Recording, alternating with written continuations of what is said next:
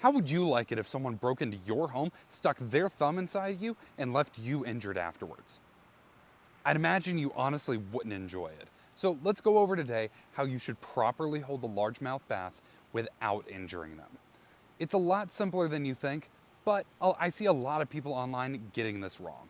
So if you want to learn how and continue to learn cool things about fishing as a beginner, go ahead and like and subscribe, and let's get right into it. But when you start getting into the actual intricacies, a largemouth bass is called a largemouth bass because, God, they have a large mouth. It expands a lot, and they have actual tendons, ligaments, muscles in their mouth that allow for it to expand a lot more than other fish. But just like let's say that your knee or something like that, it can only expand or move so far before it gets injured. And that's true with most anything. So let's talk about the two positions that you should be holding a bass in, and then let's talk about how you shouldn't be holding a bass. Some of you have probably taken a little bit of notice the fact that I'm holding a plastic cup. Obviously this isn't a fish, but I'm not gonna go out and catch a largemouth bass just to make this video and keep it out of water, potentially harming it in some way. So I'm just gonna be using this plastic cup that's a little bit malleable, and you'll understand why in just a second. The first position that we're gonna be talking about is putting your thumb on the bottom lip and actually holding it vertical. So that's going to be that vertical position that a lot of people are going to be seeing, and that's very common.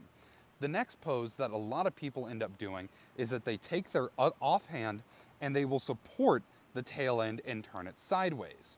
Now, there's an area that is in between that if it goes into that and it is unsupported, you could be harming that fish. So to kind of help you understand, I'm gonna move forward a little bit. So if I have it at this point and I put pressure on this, notice how that cup starts to bend and flex. That is considered the mouth. Now, notice how when I take my thumb off of that, it's still crinkled up, it's still injured. That is the injury point with that bass. However, if I have that support point with that fish and I try to put pressure on it, it's just gonna be putting pressure on the actual body of the fish, which is much more durable than the mouth of the fish. So, right here, you have an injured mouth. Here, a little bit of pressure on that body that fish can easily take.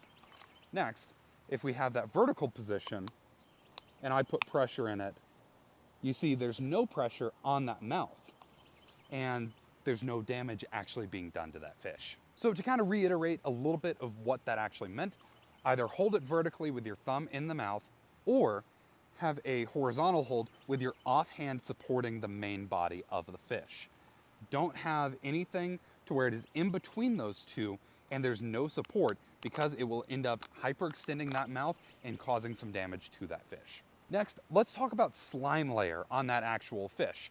So in an ideal circumstance, what you should be doing every single time is having wet hands from the pond or reservoir you're fishing out of, wet your hands, and then you can touch that fish if you have to manually hold it to get a hook out.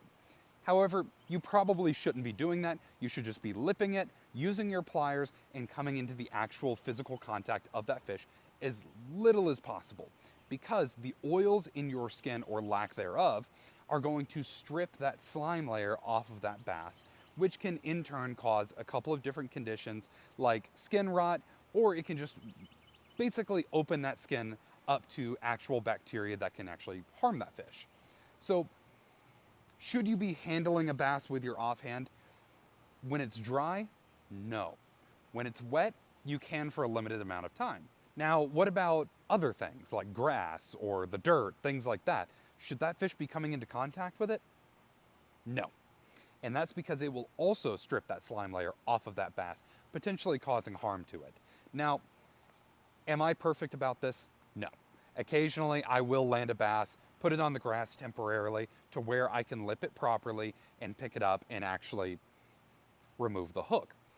But try to do this as little as possible, because sometimes it can end up damaging that bass and removing that slime layer. And that's kind of getting a little bit into the nitty-gritty of it. Some fish like trout are way more sensitive to that, but we'll do a video about that at another time.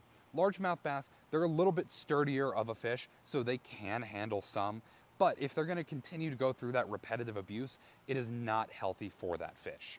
So that's kind of why you shouldn't be doing that. But I hope that helps, and I at least hope that this little plastic cup helped you understand how you should and should not be holding a bass, at least a little bit. I know that having an actual fish in front of me would probably help you guys a little bit, but I don't want to go out and, hold a bass unsupported that could potentially injure it just for a prop in a YouTube video. So I hope you guys understand that a little bit more, and I hope that this at least shines a little bit of light. So if you guys see any kind of Instagram posts or anything like that of people holding them at this weird diagonal angle and they're unsupported, tell them, hey, put another hand under that or hold them vertically. It's gonna help that bass be a lot less stressed. It's not going to injure them, and it's something that's gonna help that fish out much more in the long run. So I hope this helps. This has been another issue of Fishing College. And as per usual, people, have fun catching fish. Peace.